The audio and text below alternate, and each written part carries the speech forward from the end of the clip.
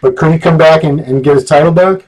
No, I mean, listen, Ron, objectively speaking, we've never seen it done. The only person that was able to do it was Lee Haney, and he came off of a drug-free 1990 Mr. Olympia, 91 at 31 years old, won it and walked away.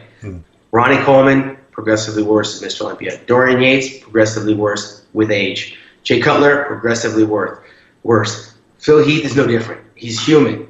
He's not superhuman. And when you're battling the core, the stomach, and it was bad this year, it was bad the year before, and it was bad the year before that. This is something that continually gets bad.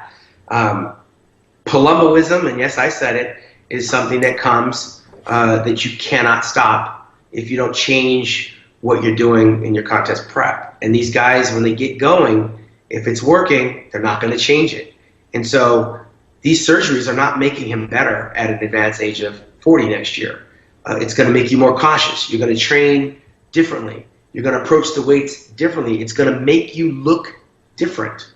So where Shawn Roden had the advantages is that he came in harder, he came in drier, and whenever you come in harder and drier, you could beat a guy that's bigger. Look at what happened to Rami. Yeah. Rami came in bigger, and he tumbled down like 3 places. Yeah.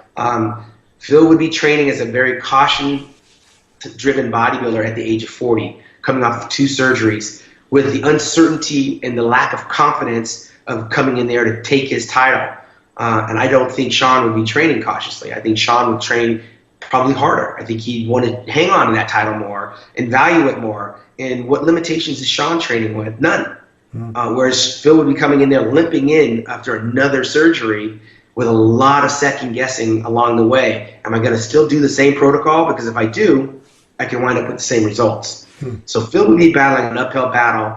We saw Phil take a year off, and we saw Jay take a year off, and he dropped. Yeah. Ronnie Coleman, when he got beat by Jay, he dropped. I don't think Phil is cut from the same cloth that he can suddenly surpass someone that's a first-time champion. Even some of the other guys are going to get hungry now because, look, if I'm William Bonek, I'm Kai Green. If I'm some of those other guys that have beaten Shawn Roden, I'm training harder. Yeah. So this next year's competition is not going to be easier than this one, and I think that does not bode well for Phil. If he takes a year off, he's done. Wow.